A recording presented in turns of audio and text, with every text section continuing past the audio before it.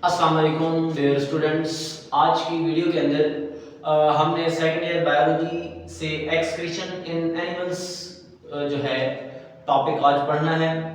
तो इसको पढ़ने से पहले आपने एक्सक्रीशन का कंसेप्ट माइंड में लाना है। हमने इससे पहले वीडियोस के अंदर पढ़ा था कि बॉडी से जानदार का नाइट्रोजनस वेस्ट को बाहर रिमूव करना क्या कहलाता था? एक्सक्रीशन कहलाता था। मतलब कि जो एनिमल्स हैं, जानवर हैं, उनके अंदर से, उनकी बॉडी से जो नाइट्रोजनस वेस्ट हैं, फाजिल मादे हैं, नुकसानदेह मादे हैं, उनको बाहर कैसे निकाला जाता है, ये हमने देखना है। तो इसको पढ़ने से पहले आपने माइंड में रखना है कि जितने भी एनिमल्स हैं, जितने भी जानवर हैं, वो मुख्तलिफ तरह के इन्वायरमेंट के अंदर पाए जाते हैं, मुख्तलिफ तरह के माहौल के अंदर पाए जाते हैं। और वो माहौल जो है वो दो तरह का है, हाइपोटोनिक इन्वायरमेंट और हाइपरटोनिक इन्वायरमेंट। हाइपोटोनिक इन्वायरमेंट के अंदर पानी की मिकदार ज्यादा होगी, सोल्यूट की मिकदार कम होगी। तो ये क्या करेंगे? पानी की मिकदार को बॉडी से रिमूव कर देंगे।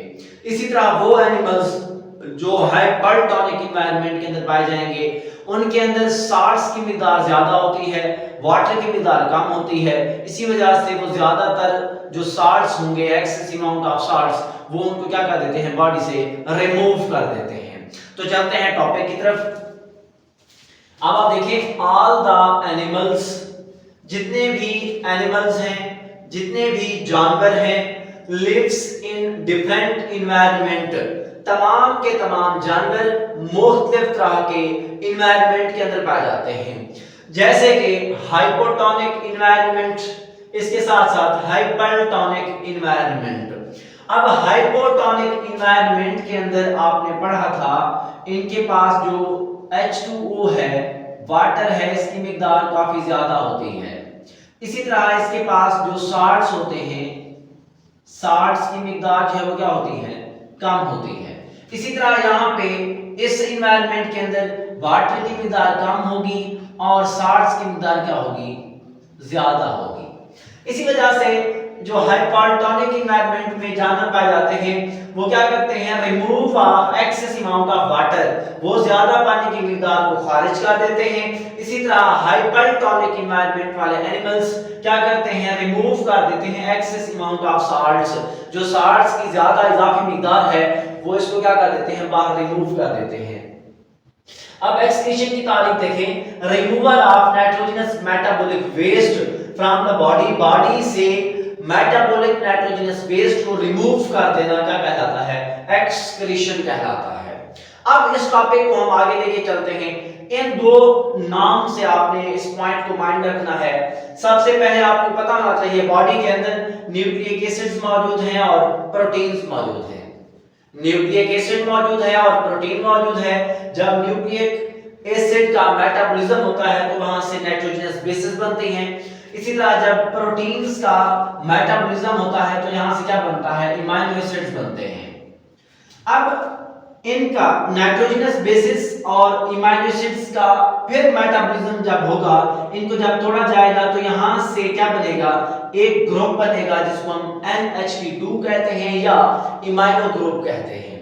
अब ये जो इमाइनो ग्रुप है, इसको बॉडी से क्या किया जाता है? रिमूव किया जाता है।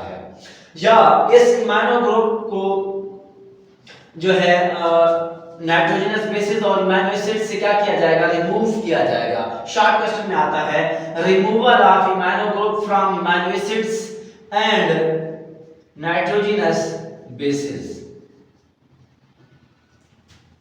इमाइनो एसिड से और नाइट्रोजनस बेसिस से इमाइनो ग्रुप को रिमूव करने का प्रोसेस क्या कहलाता है? डीएमिनेशन कहलाता है। ये शॉर्ट क्वेश्चन आपने माइंड में रखना है।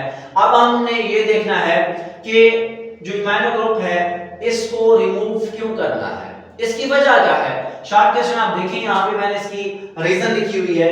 It is more dissolve in plasma.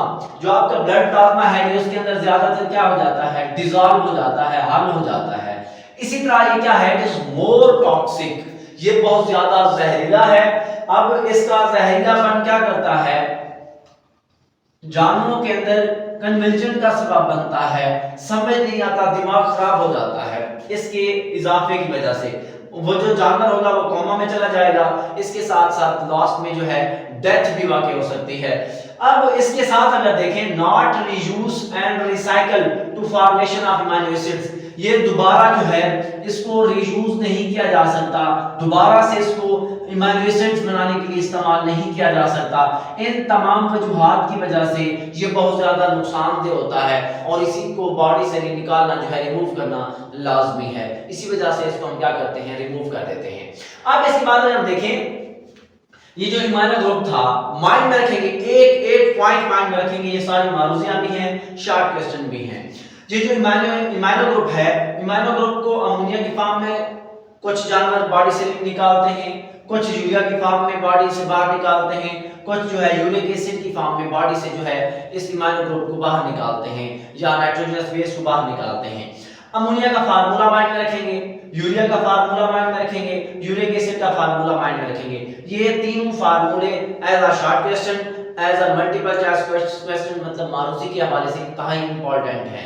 अब हम ये देखेंगे कि कौन से ऐसे एनिमल हैं जो अमीनो ग्रुप को नाइट्रोजनस बेस को अमोनिया की फॉर्म में खारिज करते हैं, जो अमीनो ग्रुप को या नाइट्रोजनस बेस को यूरिया की फॉर्म में खारिज करते हैं। इसी तरह वो कौन से हैं जो यूरिक एसिड की फॉर्म में जिस्म से बाहर इसको खारिज करते हैं। अब जैसे कि मोस्ट एक्वाटिक फिशेस अमोनिया की फॉर्म में खारिज करेंगी और mammals, bony fishes, amphibians, sharks, ये सारे के सारे एनिमल्स जो हैं यूरिया की फॉर्म में बॉडी से नाइट्रोजनस बेस को खारिज करते हैं। इसी तरह यूरिक एसिड जो है, यूरिक एसिड की फॉर्म में बर्ड्स, इंसेक्ट्स, स्नेल्स, रेप्टाइल्स ये क्या करते हैं, बॉडी से नाइट्रोजनस बेस को खारिज करते हैं। अब आपने यहाँ पे एक छोटा सा पॉइंट माइंड में रखना है, वो एनिमल्स जो अमोनिया की फॉर्म में बॉडी से रिमूव करेंगे उनको आप क्या नाम देते हो, अमोनोटैलिक एनिमल्स, अमोनोटैलिक एनिमल्स। जो यूरिया की फॉर्म में खारिज करेंगे उनको आप कहते हो यूरियोटैलिक एनिमल्स, और जो यूरिक एसिड की फॉर्म में खारिज करते हैं उनको आप क्या कहते हो, यूरिकोटैलिक एनिमल्स।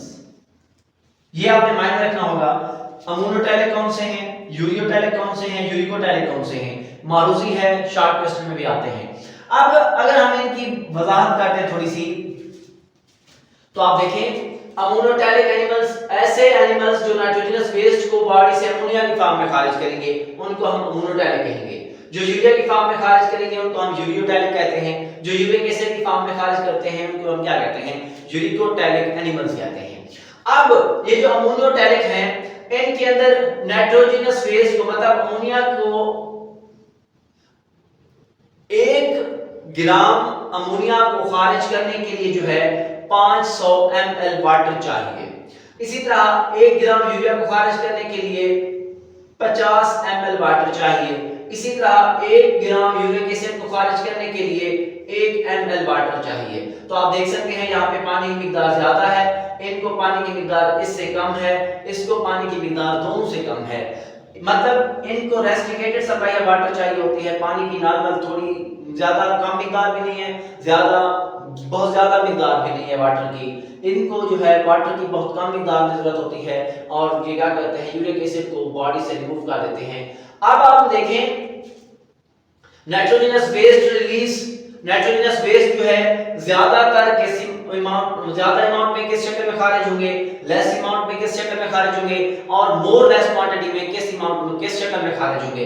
आप देखिए ज्यादातर अमोनिया, यूरिया, यूरिक एसिड की फॉर्म में खारिज होते हैं। लेस अमाउंट के अंदर कैरेटीन या TMO जिसको कहते हैं उस फॉर्म में खारिज होते हैं और मोर लेस अमाउंट में किस शक्ल में खारिज होते हैं, प्यूरिन्स और पाइरीमिडीन्स की शक्ल में। प्यूरिन्स जो है नाइट्रोजनस बेस डबल रिंग होती है, ये सिंगल रिंग होती है। अब जब इनका मेटाबॉलिज्म किया जाए, इनको जब तोड़ा जाता है तो अमोनिया, यूरिया, एलोन्टियन, इसी तरह ज़ैंथीन, हाइपोज़ैंथीन और यूरिक एसिड जो है ये सारी चीजें से बनती हैं। ये आपके पास बिल्कुल सिंपल और आसान सा टॉपिक है, आप लोगों ने एज इट याद करना होगा। इंशाल्लाह आप लोगों के नंबर नहीं कटेंगे। नेक्स्ट वीडियो तक दुआ में याद रखिएगा। अल्लाह हाफिज।